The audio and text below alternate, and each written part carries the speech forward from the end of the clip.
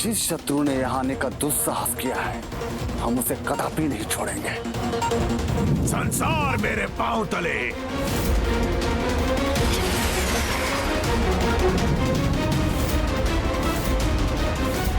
संसार मेरे पांव तले।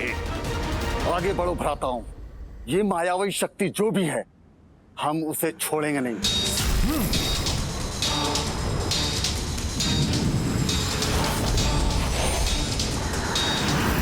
जय महादेव पुत्र कार्तिकेय। जय महादेव पुत्र कार्तिकेय।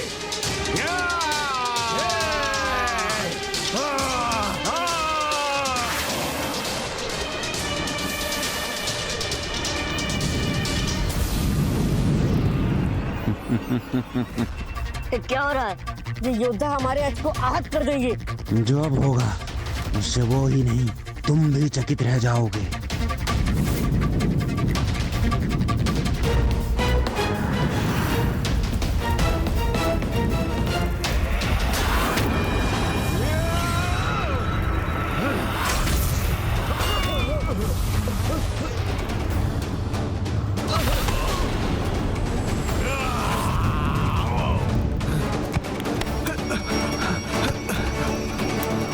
संसार मेरे पांव तले।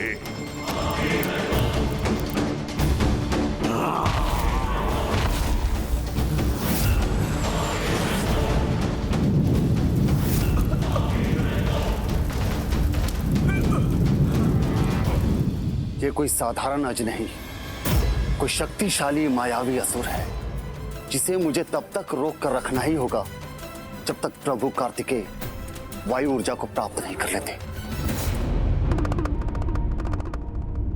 भ्राता, ये संपूर्ण सृष्टि, यहाँ तक कि हम सब भी पंचभूतों से ही रचित हैं। तो प्रभु के प्रश्न का उत्तर आपको कैसे देना है, ये आप स्वयं विचार कीजिए।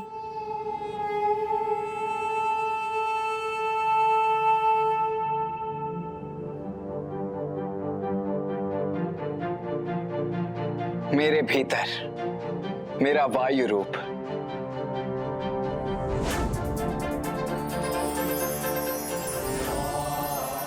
प्रथम पूज्य गणेश जी, ये देव सेनापति कुमार कार्तिक करने क्या जा रहे हैं?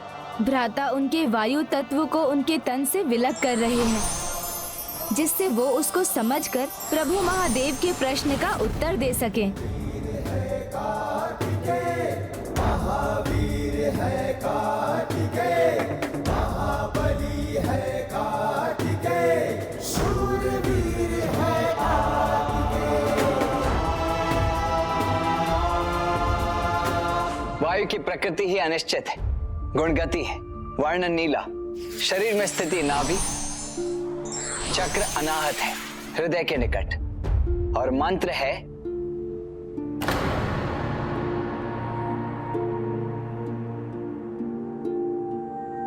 वायु तत्व प्राप्त करने के लिए उसके मंत्र का ज्ञान होना आवश्यक है पुत्र। तो बताओ क्या है उसका मंत्र?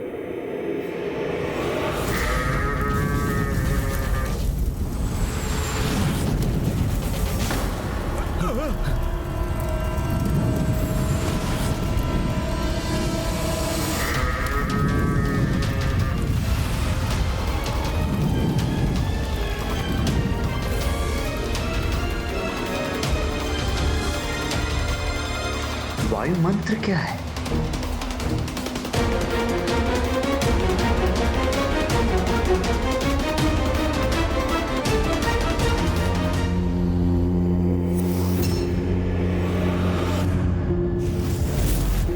यम।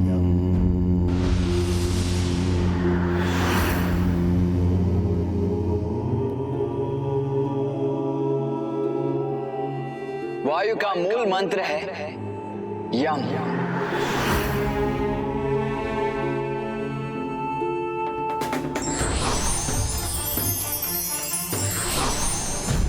अति उत्तम पुत्र, अपने तन के वायु भूत का उचित विश्लेषण कर तुमने मुझे उचित उत्तर दिया और तुमने अपने वायु तत्व को क्रियाशील कर दिया।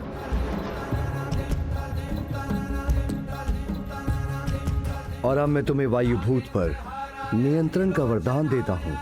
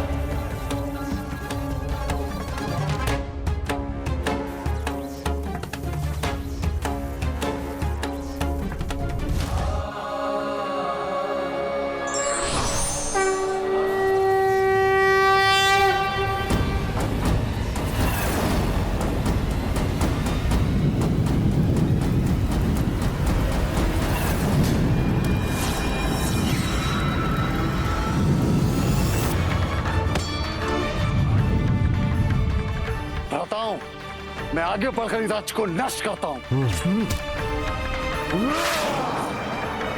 जय प्रभु स्वामीनाथा।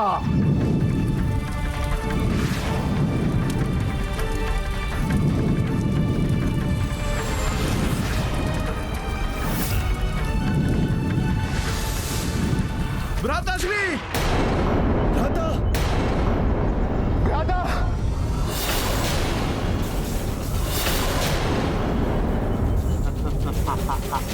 अब आएगा आनंद भाखन को।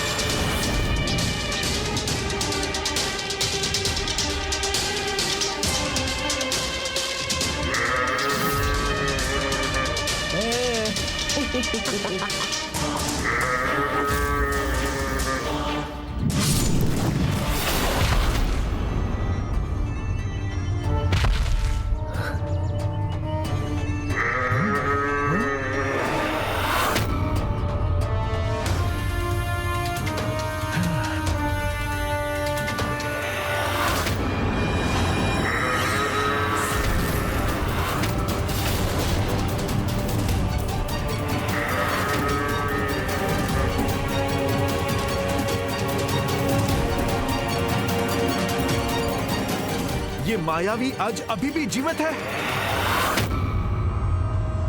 संसार मेरे पांव तले।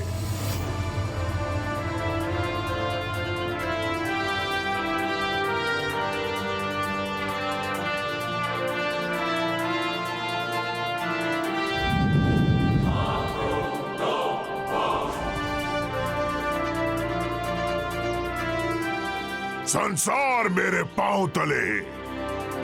मुझे आज्ञा दीजिए प्रभु। नहीं सेनापति वीरबाहु, इसे यहां तक रोकने के लिए आपका धन्यवाद। अब इसका अंत मैं करूंगा।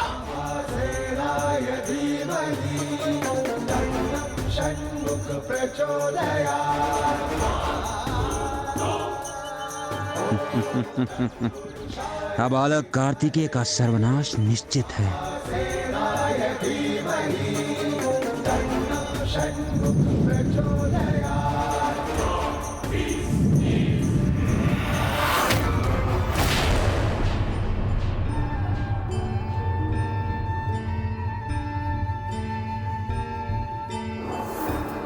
प्रभु, प्रभु मेरी प्रार्थना सुनिए। किसी के मुख से आपकी कथा सुन सकूं, मेरी इच्छा पूर्ण कीजिए प्रभु।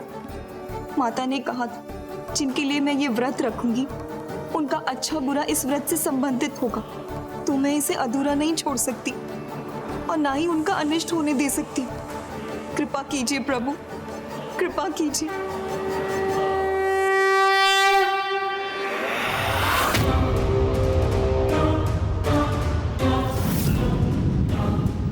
बस इसी क्षण की तो प्रतीक्षा थी मुझे। भाखन, अब तुम्हारा प्रयास सफल होगा। धर्म काज में बाधा बनने वाली प्रत्येक आसुरी शक्ति का अंत करना मेरा प्रथम धर्म है। इसीलिए आसुरी आज अब अपने अंत के लिए सज्ज हो जाओ। क्षमा करे प्रभु। प्रणाम। प्रणाम देवर्षि। ये अज मेरे ही यज्ञ का परिणाम है। मैं तो यज्ञ कर रहा था कि कल्याण हो इस सृष्टि का, नहीं अनुमान था मुझे इस संकट की वृष्टि का। कहां कैसे ये कहीं से तो आया ये भयानक अज और कूद पड़ा अग्नि में, ले लिया ये मायावी रूप भयंकर। मैं क्षमा याचित हूं प्रथम पूज्य। नहीं देवर्षि, आप स्वयं को दोषी ना माने। आपको तो ज्ञात है प्रत्येक घटना के पीछे कोई ना कोई कारण अवश्य छिपा होता है, इसलिए आप चिंतित ना हो। यज्ञ का परिणाम उचित होगा।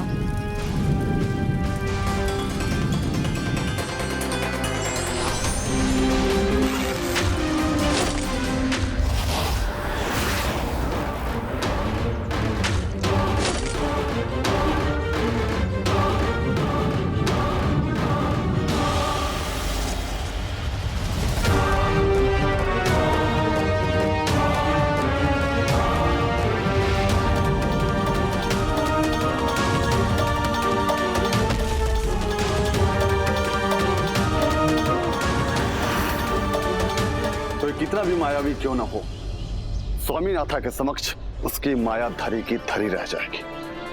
जय हो स्वामीनाथा। अंततः इस मायावी आज की माया का अंत हो ही गया।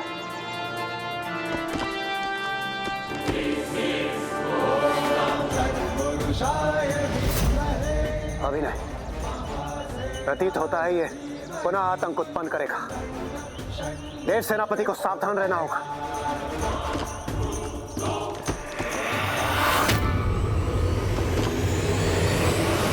संसार मेरे पांव तले,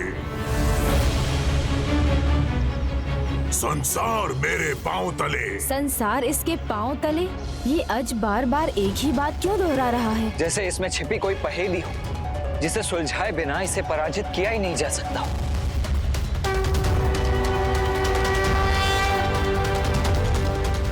आश्चर्य है, ये शक्ति संपन्न है और बुद्धि संपन्न भी।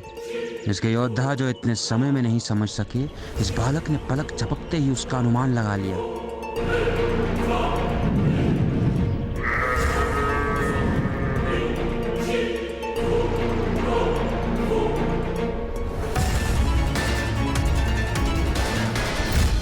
संसार इसके पांव तले, ये बार बार दोहरा रहा है, तो इसका अर्थ तो ये है कि इसकी शक्ति, इसकी ऊर्जा, इसके जीवन का स्रोत, सब कुछ इसके पांव में ही है।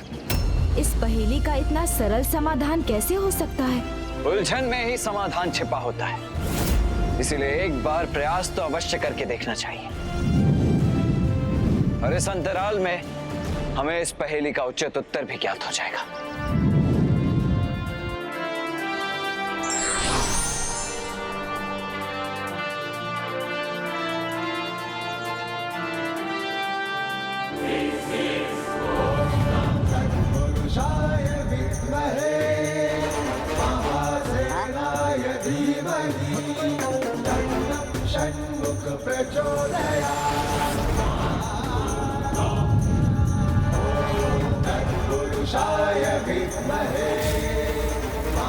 इसकी शक्ति तो और भी बढ़ती जा रही है।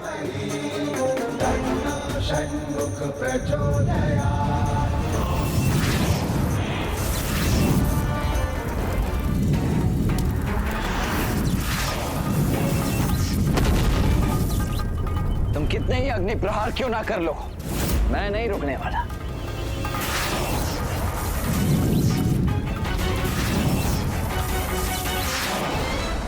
भ्राता तो वायु की गति से आगे बढ़ रहे हैं। इस बालक की गति इतनी तीव्र कैसे है?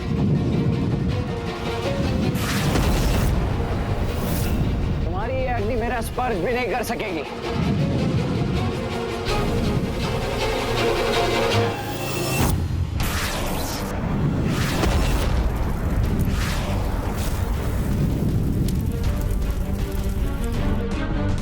अब संसार तुम्हारे पांव के तले नहीं रहेगा।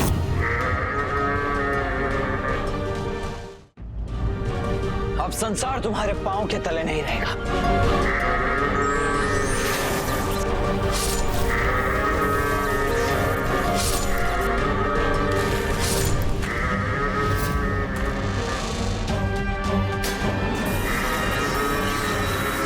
इसका प्रथम पांव तो पुनः कुशल हो गया।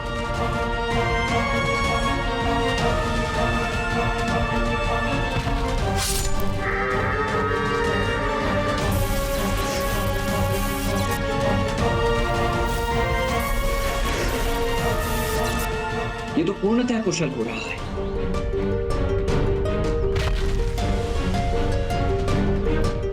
अर्थात वो नहीं था इससे पहले कि समाधान।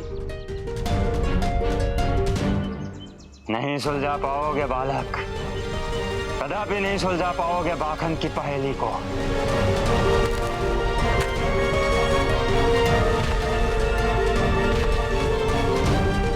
यदि पांव ही इसकी पहेली का समाधान है, तो चारों पांव एक साथ विलग करूंगा तभी कोई समाधान होगा।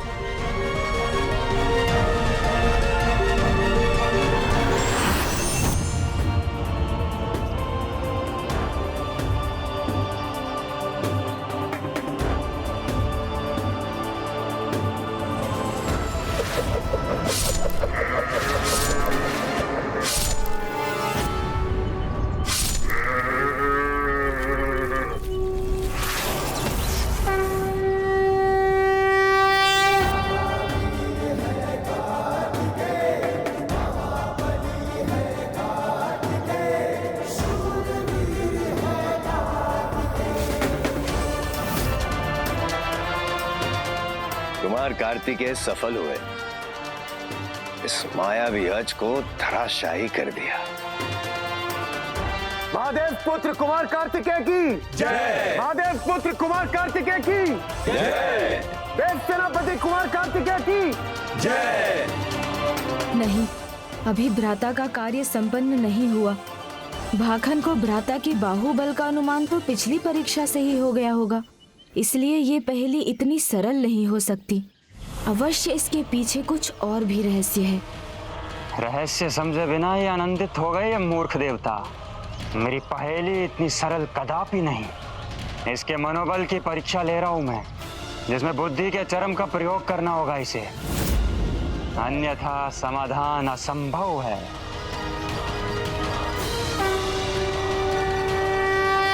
असंभव को संभव करना ही होगा। कोई भी आसुरी शक्ति हम पर भारी नहीं पड़ेगी।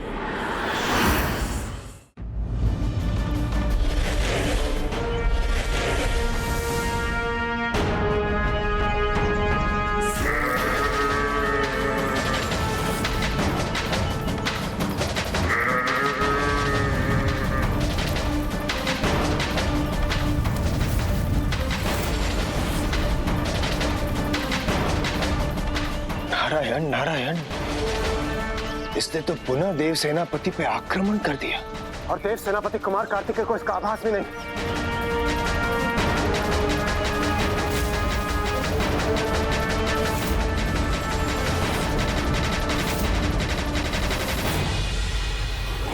नहीं, ये कदापि उचित नहीं है। हे प्रभु, ये कैसा अहितकर संकेत दिया है आपने? हे प्रभु, हे माता, आप ही मेरे इस व्रत को संपन्न करने में सहायक बनिए। आपको तो ज्ञात है, मैंने पूर्ण मन से प्रार्थना की है।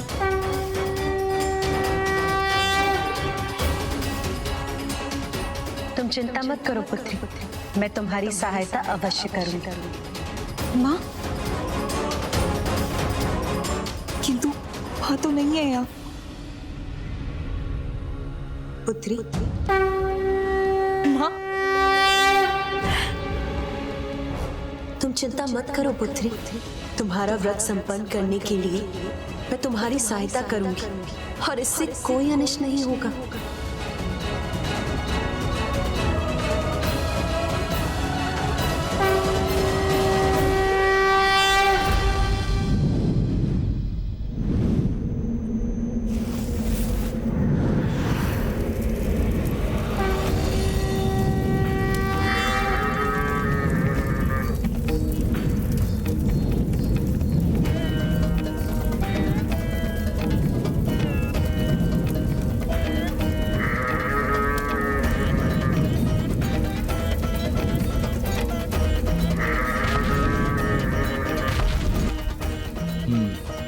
तो इस कड़े के समक्ष इसके अग्नि का प्रभाव नहीं हो रहा है। अब मैं इसका सामना करने को पूर्ण रूप से तैयार हूं।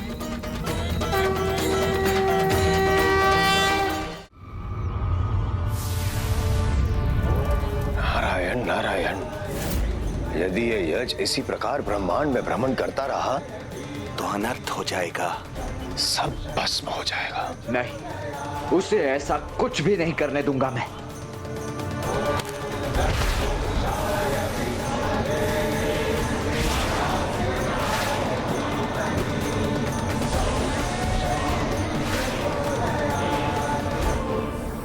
हम इस बालक का सामना नहीं कर सकते। हाँ हाँ, हमारा यही रहना उचित है।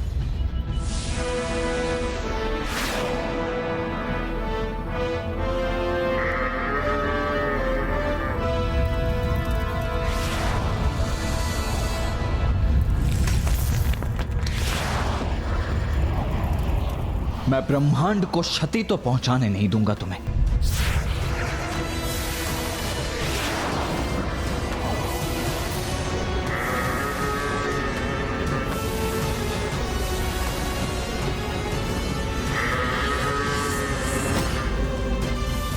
ये तो मंगल की ओर बढ़ रहा है।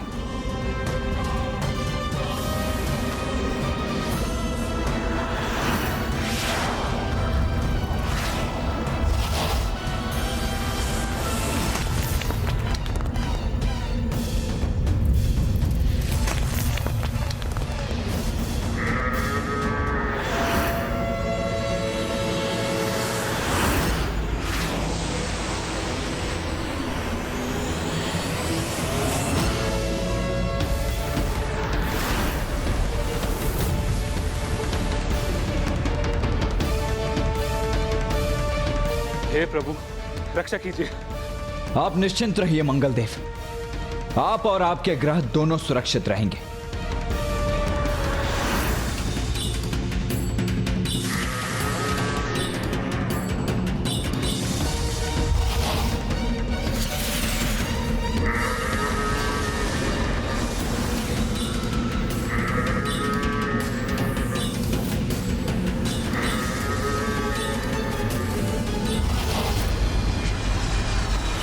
ये आज तो कहीं और ही भाग रहा है।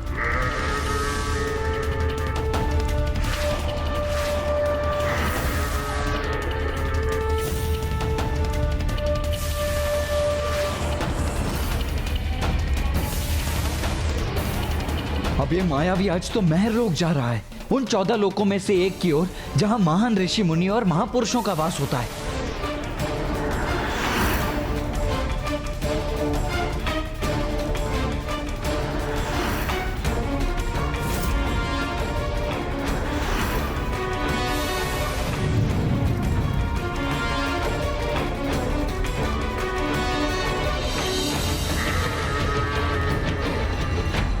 यज्ञ की अग्नि से उत्पन्न हुआ ये अज यदि महरलोक में प्रवेश कर गया तो उन ऋषि मुनियों की दिव्यता प्राप्त कर अजय हो जाएगा। भ्राता को किसी प्रकार उसे वहां प्रवेश करने से रोकना होगा।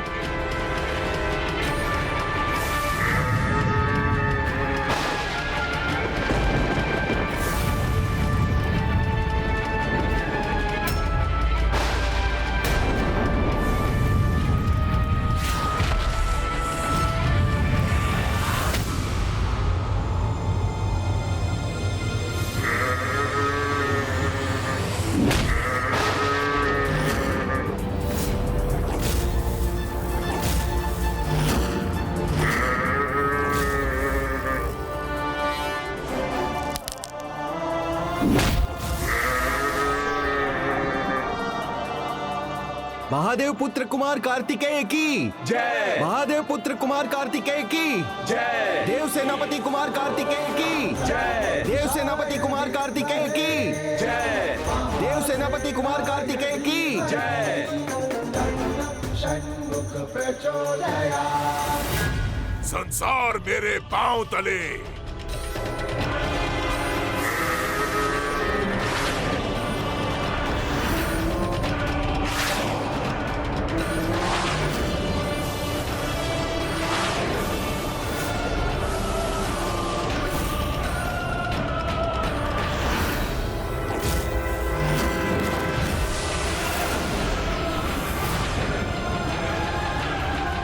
स्वर्गलोक तो हमसे वैसे ही छिन चुका है।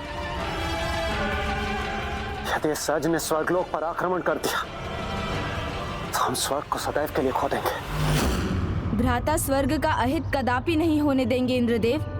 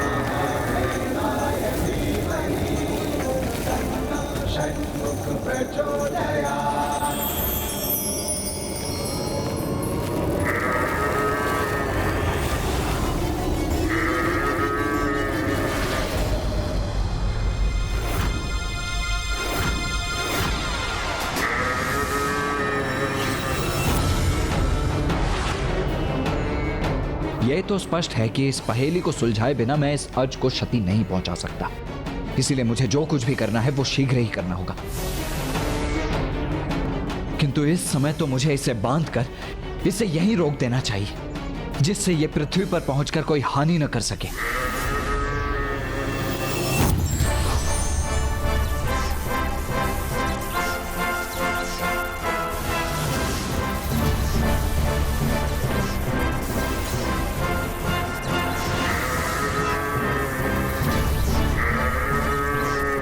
अब तुम पृथ्वी को कोई हानि नहीं पहुंचा सकोगे।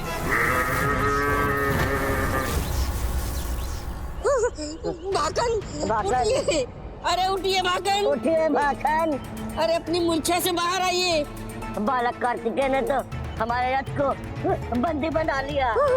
माखन, अरे ऐसा ही रहा तो ज्ञात नहीं सच का क्या होगा।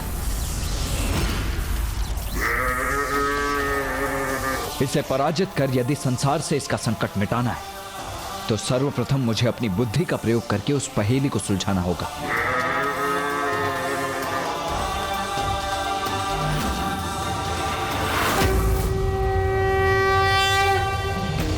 ये स्थान, यहाँ का स्मरण है मुझे, यहाँ तो मैं पहले भी आया हूँ।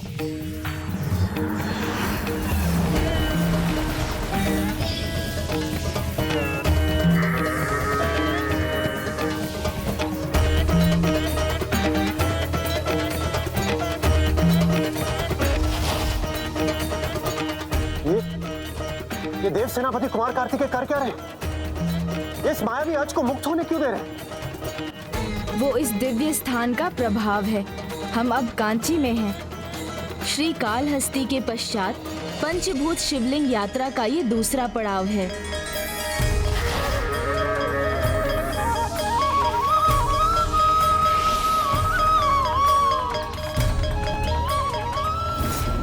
मैं यहाँ था, माँ भी थी, उन्होंने तपस्या की थी। माँ, इस शिवलिंग को मैंने स्वयं रचा है।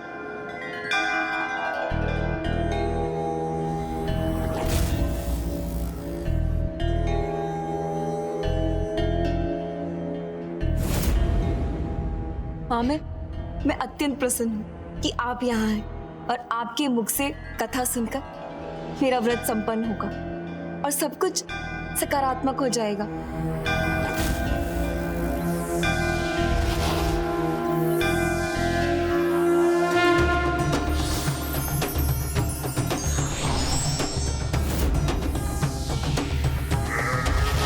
भ्राता सावधान।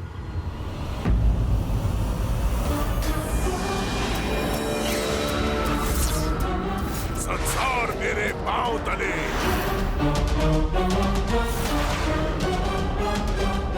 यदि संसार इसके पांव तले है तो इसके ऊपर क्या है?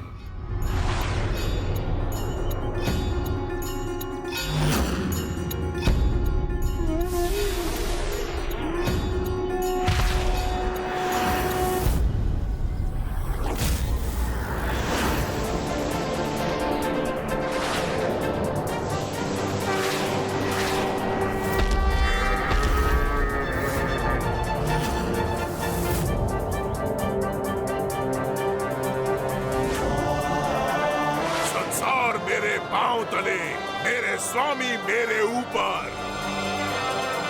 पहेली सुलझा ली इसने, अब तो उठिए आप।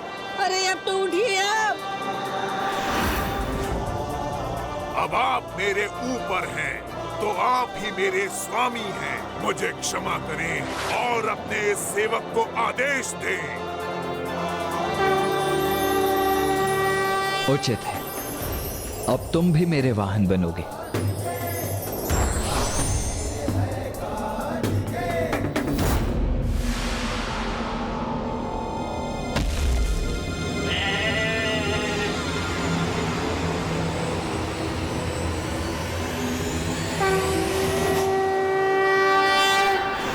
कार्तिकेय की जय। देव सेनापति कुमार कार्तिकेय की जय। जब मेरे यज्ञ की अग्नि से इस भयानक अज का जन्म हुआ, तब मेरे भीतर भी भय उत्पन्न हुआ। जब ये अज मंगल ग्रह की ओर बढ़ा, तब मंगल देव भी भयभीत हुए।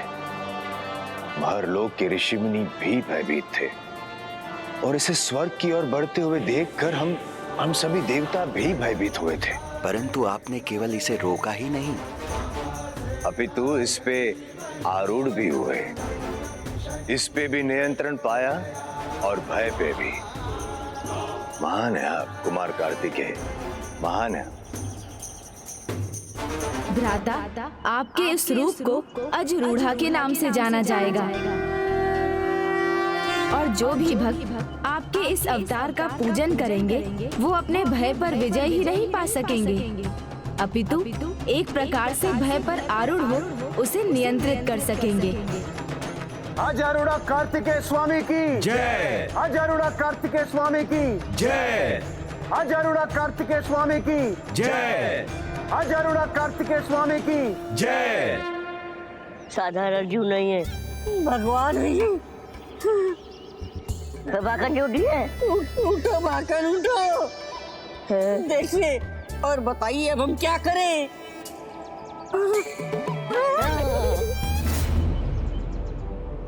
प्रभु, मेरा उद्धार करने के लिए आपका कोटि कोटि धन्यवाद। आपको जब मेरी आवश्यकता होगी मैं सदैव प्रस्तुत हो जाऊंगा।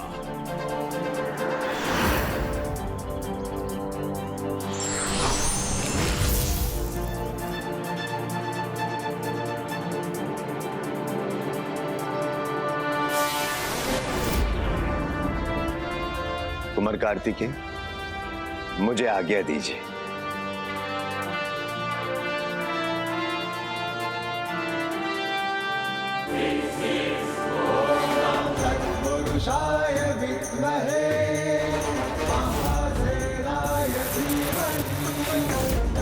अनुज गणेश, मुझे कारण तो ज्ञात नहीं है, किंतु यह स्थान बहुत परिचित सा लग रहा है। भ्राता, परिचित तो होगा ही। हम कांची में जो हैं, एकांबरेश्वर के निकट, जहां माता ने पिताश्री के लिए घोर तपस्या की थी। एकांबरेश्वर? एकांबरेश्वर? हाँ पुत्री, आज तुम्हारी पूजा संपन्न करने के लिए मैं तुम्हें एकांबरेश्वर की कथा सुनाऊंगी। एक बार महिषासुर को लेकर प्रभु महादेव और मेरे बीच विवाद छिड़ गया और दुर्भाग्यवश उसके कारण मैं अत्यंत क्रोधित हो गई और जिसके कारण मुझे प्रभु से दूर होना पड़ा। किंतु बहुत समय बाद जब मुझे अपनी भूल समझ आई, तब प्रभु से क्षमा प्राप्ति के लिए और उनके साथ होने के लिए तब ही एकमात्र मार्ग था। आपको स्मरण है ना भ्राता, किस प्रकार माता ने आम के वृक्ष तले शिवलिंग स्थापित किया था?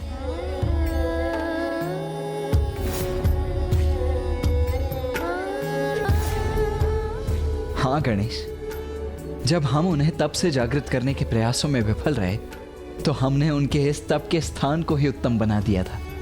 और पिताश्री प्रभु महादेव से भी अनुरोध किया कि वो माता को दर्शन दें, किंतु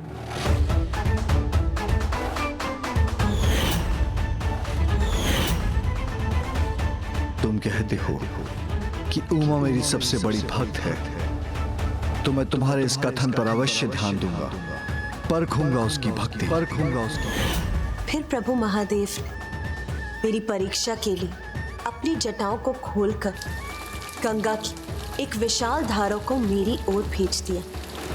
मेरी परीक्षा में सर्वप्रथम मेरी ओर बढ़कर मेरी सहायता करने वाला पुत्र कार्तिकेय ही था।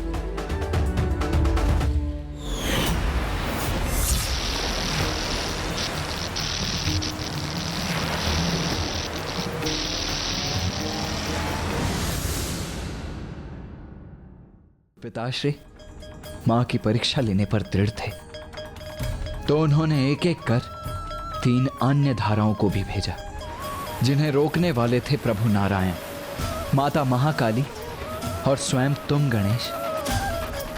माता को इसका आभास हो गया था कि कुछ अनुचित घटित हो रहा था, किंतु उन्होंने तब भी अपनी तपस्या को भंग नहीं होने दिया। वो पूर्ण निष्ठा से अपना तप करती रहीं। उधर पिताश्री ने भी माता की परीक्षा लेना रोका नहीं और फिर उन्होंने माता की ओर माता गंगा की 5वीं धारा भेज दी। माता गंगा की 5वीं धारा इतनी तीव्र थी कि वो सब कुछ बहा सकती थी, परंतु माता ने अपनी चिंता नहीं की एवं शिवलिंग की रक्षा हेतु उसे अपनी भुजाओं में भर लिया। और उनकी इस अगाध भक्ति को देखकर पिताश्री इतने प्रसन्न हुए कि वो स्वयं माता की रक्षा हेतु यहाँ आ गए। अवश्य गणेश, मुझे स्मरण कैसे नहीं होगा। इतना दिव्य और भावुक क्षण था वो, जब मां और पिताश्री दोनों एक दूसरे के प्रति अपनी भक्ति और निष्ठा को उजागर कर रहे थे। और फिर उनके इस दिव्य मिलन के पश्चात माँ अपने माता कामेश्वरी रूप में और पिताश्री अपने प्रभु कामेश्वर रूप में यहाँ कांचीपुरम में अपने विवाह के लिए प्रस्तुत हुए। और फिर माँ और पिताश्री ने यहाँ अपने मंदिर स्थापित करके इस स्थान को और भी अधिक दिव्यता प्रदान कर दी।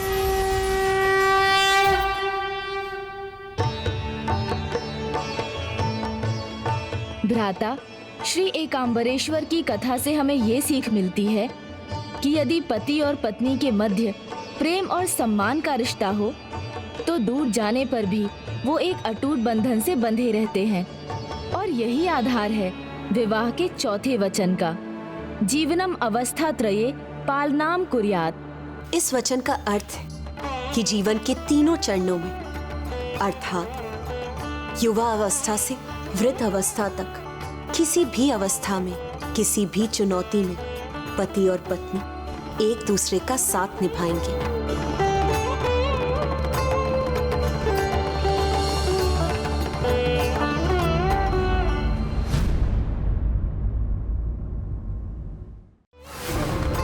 धन्यवाद माँ, इस कथा के श्रवण से मेरी पूजा संपन्न हो गई। धन्यवाद कैसा पुत्र, ये तो मेरा धर्म है।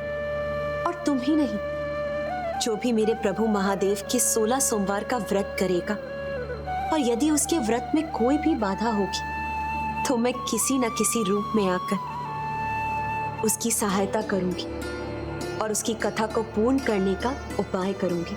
धन्यवाद माँ।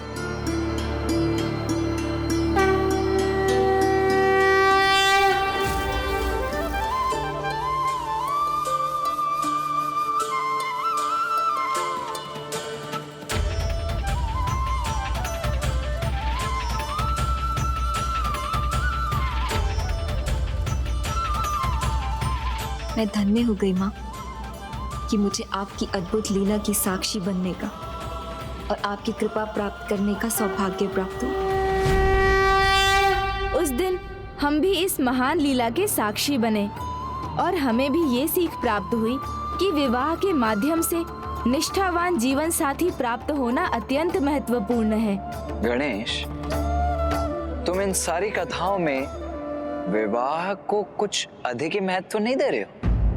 मैं विवाह की बात इसलिए कर रहा था क्योंकि सभी कथाओं में विवाह का महत्व था, किंतु भ्राता मेरा ध्यान तो आपकी यात्रा और आपके लक्ष्य पर ही है और ये स्थान आपके लक्ष्य में सबसे महत्वपूर्ण पड़ाव है।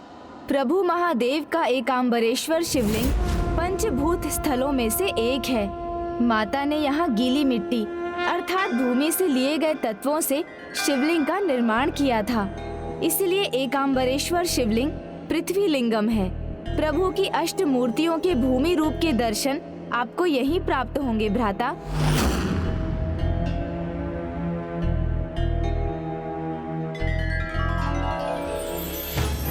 और यहाँ प्रभु को प्रसन्न करके आपको भूतत्व की शक्ति प्राप्त होगी भ्राता, जिससे आप इस यात्रा में होने वाले अन्य आसुरी आक्रमणों का सफलतापूर्वक सामना कर पाएंगे।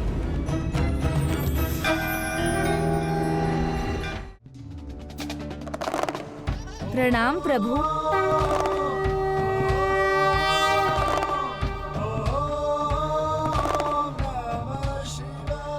तुम्हारी पूजा और तुम्हारी श्रद्धा से मैं अत्यंत प्रसन्न हूँ पुत्र कार्तिकेय, और जिस प्रकार तुमने उस अज को पराजित किया उससे मुझे अपार आनंद का आभास हुआ।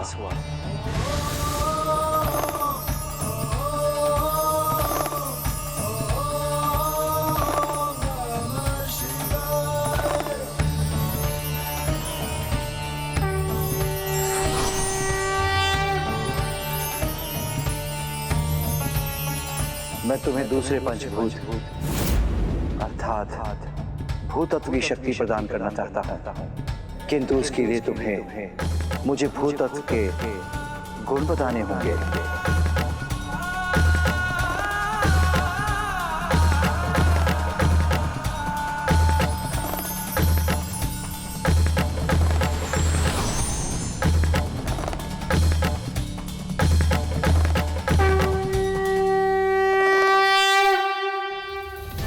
भूमि की प्रकृति भारी होती है गुण, भार और एकजुटता है इसमें। भूमि यानी पृथ्वी, जिसका वर्ण पीला है। भूमि का स्थान जंघा है। कार्य रक्त और त्वचा का ध्यान रखना है। और मंत्र है लम।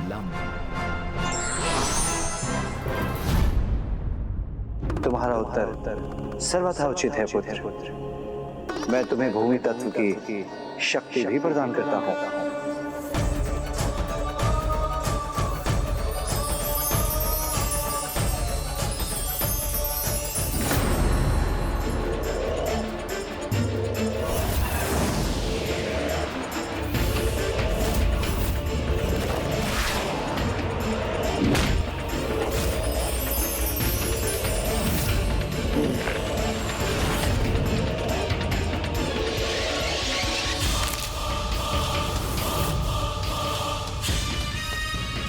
ये बालक अपने दूसरे पड़ाव पर पहुंच चुका है।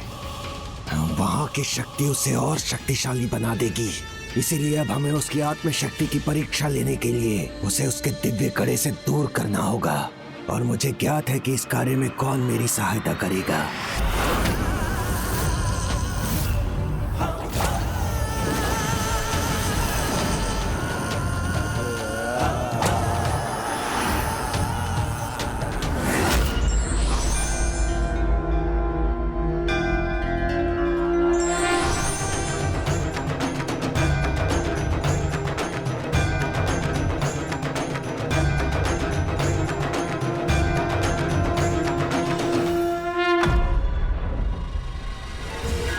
देवताओं, ना भूला हूं, ना भूलने दूंगा मैं तुम्हें। दंड दूंगा मैं तुम्हें अपने नाना असुरेंद्र के वध का।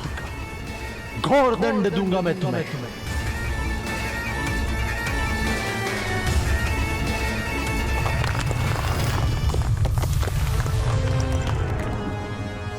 केवल दंड देना पर्याप्त नहीं है, इनके देवता होने के अभिमान को नष्ट करना है।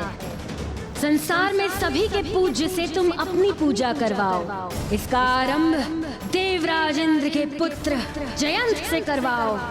यदि देवराज के इस दुर्बल पुत्र ने तुम्हें भगवान मान लिया तो सभी देवता तुम्हें भगवान मानने पर विवश हो जाएंगे। तब तुम और भी बलशाली हो जाओगे।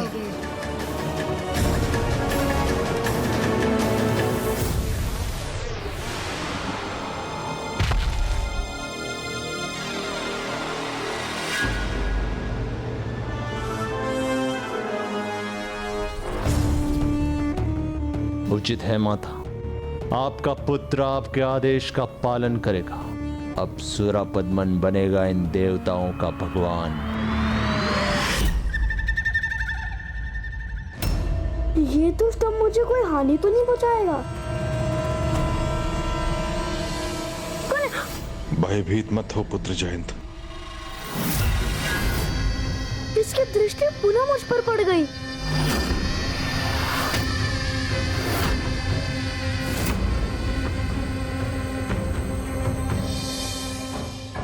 इसके नेत्र में, देवताओं के हृदय में मेरे प्रति भय, चिंता और आतंक देख के आनंद आ रहा है। किंतु अभी भी मेरा हृदय अतृप्त है।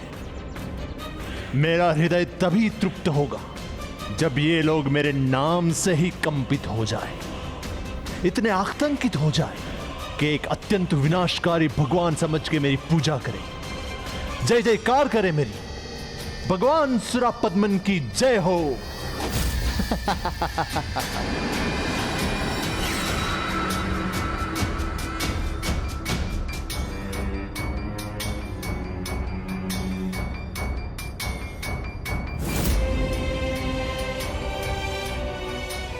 ससुर जी, मैंने तो आपको अपनी सेवा करने का अवसर ही नहीं दिया। ये तो अन्याय है आपके साथ। ना ना ना ना ना, आप तो मेरे अपने हैं। आपके साथ मैं अवश्य न्याय करूंगा।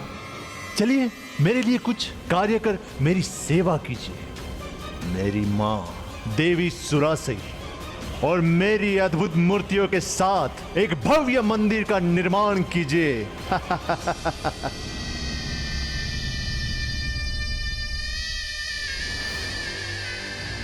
शीघ्रता कीजिए।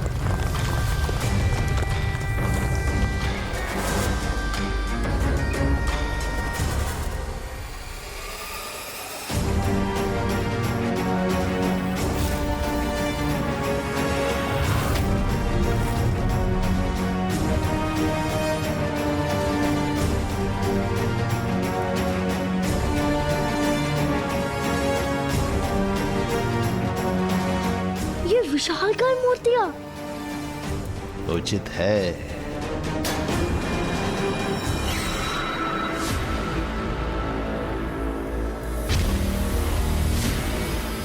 देवताओं, पूजा और होम ही है ना तुम्हारी शक्ति का स्रोत। तो आज से तुम सब मेरी पूजा करोगे। मैं भी हो जाऊंगा इस संसार का सर्वशक्तिशाली भगवान।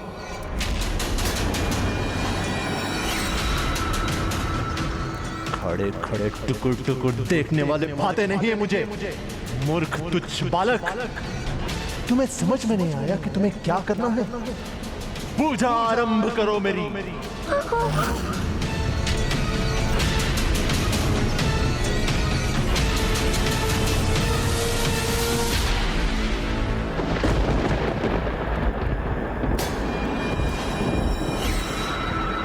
तुम देवता देख क्या रहे हो? जाओ मेरे लिए पुष्प सजाओ।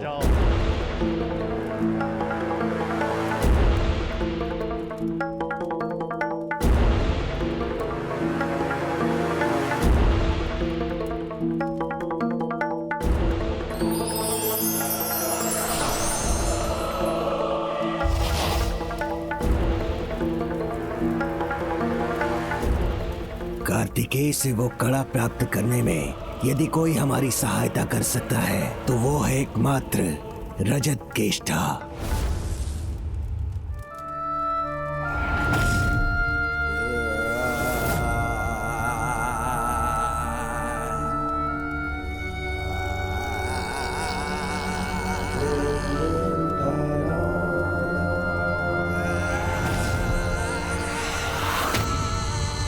मेरे केशों का विनाशी हार करता है संहार, और बिन बुलाए अतिथि की होती है बुरी स्थिति। तो कहो क्यों आए हो यहाँ?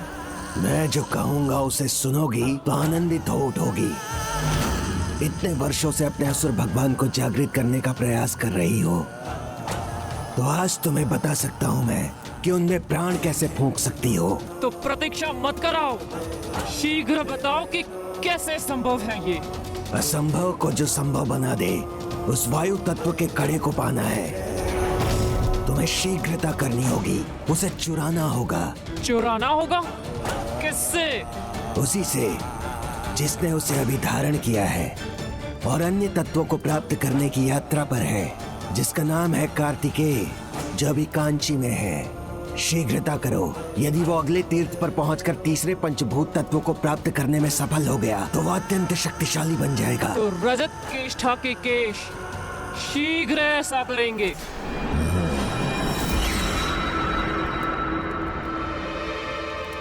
भाखन जी, अकारण तो आप कुछ करते नहीं, तो इसमें आपकी क्या चाल है? कि उस बालक कार्तिकेय की अगली परीक्षा लेने में सहायक कैसे होगी? ये असुर देवता देख रहे हो? यहाँ वास करने वाले सभी असुर सदियों से इनकी पूजा कर रहे हैं, इसीलिए उनकी श्रद्धा और आत्मशक्ति इनमें समाहित हो गई है। यदि इन्हें वो दिव्य कड़ा प्राप्त हो जाए और तब ये उस बालक कार्तिकेय से युद्ध करें, तो उसकी आत्मिक शक्ति की परीक्षा लेने का इससे उत्तम उपाय भला क्या होगा?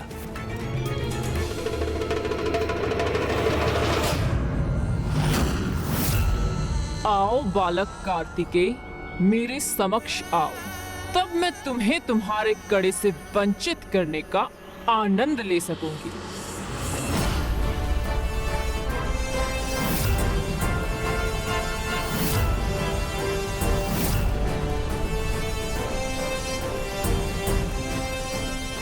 कितना आकर्षक युवा है ये, कितनी मनमोहक छवि है। जैसे कोई साधारण व्यक्तित्व नहीं, स्वयं भगवान हो। सर्वथा अद्भुत है। इसी से तुम्हें वो दिव्य कड़ा प्राप्त करना है। इसकी दाहिनी कलाई में देखो, उसी में है वो कड़ा।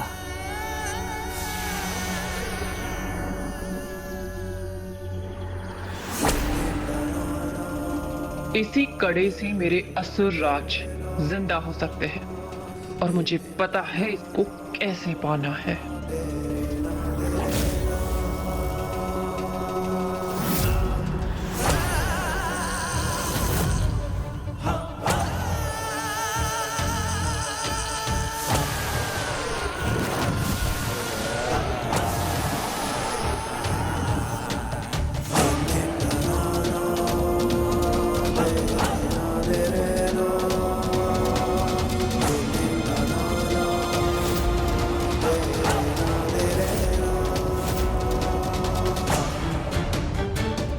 ये बेल पत्र और पुष्प उसके निकट पहुंचने में मेरे सहायक होंगे।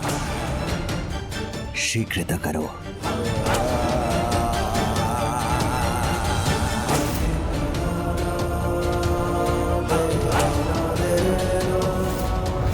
रजत केष्ठा की यही विशेषता है कि वो अपने लक्ष्य को अवश्य प्राप्त करती है, और इस बार भी ऐसा ही होगा। ओम नमः शिवाय। ओम नमः शिवाय।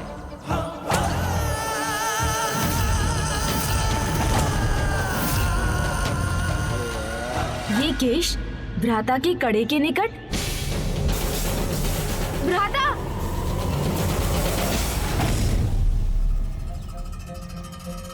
अब ओम नमः शिवाय। ओम नमः शिवाय।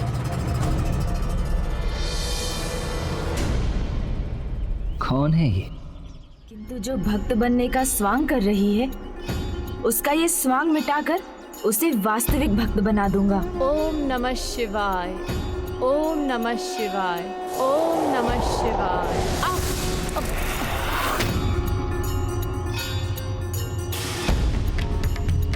ये गिर कैसे गई? भ्राता, आपकी कोई बड़ी भक्त लगती हैं। आपके दर्शन के लिए आई हैं। आशीर्वाद मांग रही है आपसे। देखिए कितनी श्रद्धा से, निष्ठा से, भक्ति से झुक रही है आपके सामने। तुम्हें सुख दर्शन भी प्राप्त हो और आध्यात्मिक तृप्ति भी।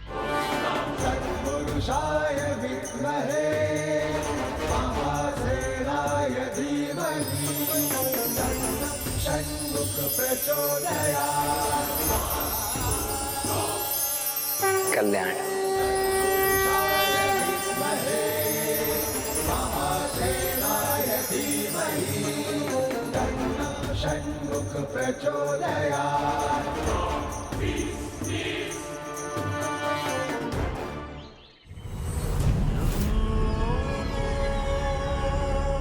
धन्य हो गई प्रभु, मैं आपके दर्शन पाकर धन्य हो गई।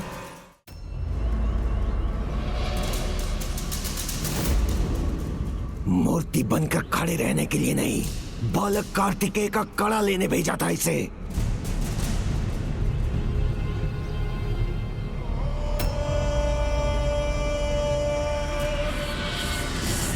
बस गणेश, अब तुम और आगे हमारे साथ नहीं आ सकते। भ्राता, मुझे अपने साथ ले चलिए। 2 पंचभूत स्थलों के दर्शन तो हम प्राप्त कर ही चुके हैं, अब 3 ही शेष हैं। उनमें भी अपने साथ रहने का सौभाग्य दीजिए, तो मैं भी अपनी पंचभूत यात्रा संपन्न कर सकूंगा। गणेश, तुम्हारी ये युक्तियां, ये भोला मुख बनाना, अपनी भक्ति यात्रा की बात कहना, ये सब युक्तियां बहुत अच्छी हैं, किंतु यहां सफल नहीं होंगी। यदि तुम्हें यात्रा ही करनी है तो वो तुम अकेले भी कर सकते हो। उसके लिए तुम्हें मेरे साथ अथवा मेरे पीछे आने की आवश्यकता नहीं है। मैं तुम पर अभी भी कुपित हूं और कारण तुम्हें ज्ञात है। मुझसे कोई भी बात गुप्त रखना मुझे बिल्कुल अच्छा नहीं लगता, और मेरे बार बार कहने के पश्चात भी तुम अब भी वही कर रहे हो। मैंने हट किया तो कहीं भ्राता मुझे कैलाश ही ना भेज दे। अच्छा तो यही रहेगा कि उनका आदेश स्वीकार कर मैं आगे बढ़ूं और उनसे भेंट करूं अगले पंचभूत स्थल अरुणाचलेश्वर पर।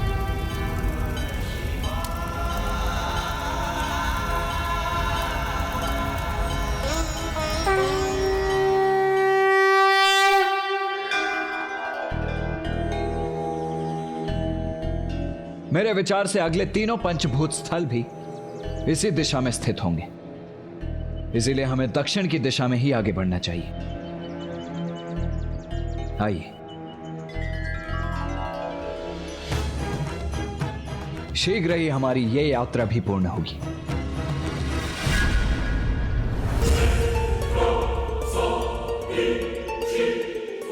किंतु ये इस प्रकार स्तब्ध क्यों खड़ी है? कुछ कर क्यों नहीं रही है?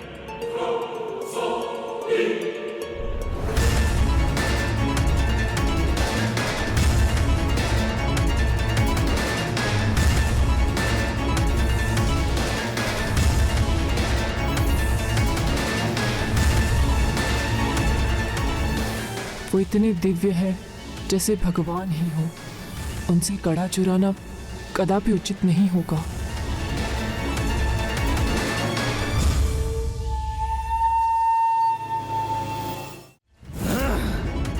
नहीं, ये नहीं हो सकता। ये उस बालक से इतनी प्रभावित कैसे हो सकती है? नहीं, मुझे ऐसा नहीं करना चाहिए। जो आदेश तुम्हें दिए गए हैं वो पूर्ण नहीं हुए तो उसका क्या परिणाम होगा ज्ञात है ना तुम्हें?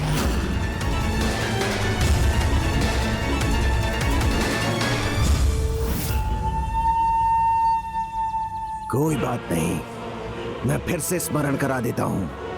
तुम्हारी शक्ति, तुम्हारे केश, तुम्हारे जीवन का आधार विलग हो जाएंगे। मैं करूंगा इन्हें विलग। जैसे जैसे ये केश विलग होंगे तुम अपनी मृत्यु के निकट होती जाओगी। विचार कर लो।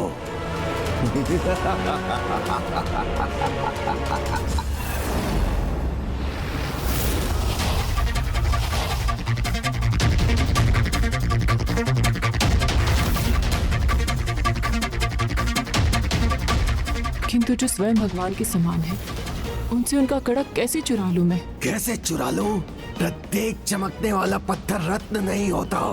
ये तुम्हारा भगवान नहीं है। तुम्हारा भगवान तो वो है जिसकी तुम सदियों से पूजा करती आ रही हो। तो जाओ, जाकर वो कड़ा प्राप्त करो और फिर अपने असुर भगवान को जागृत करो।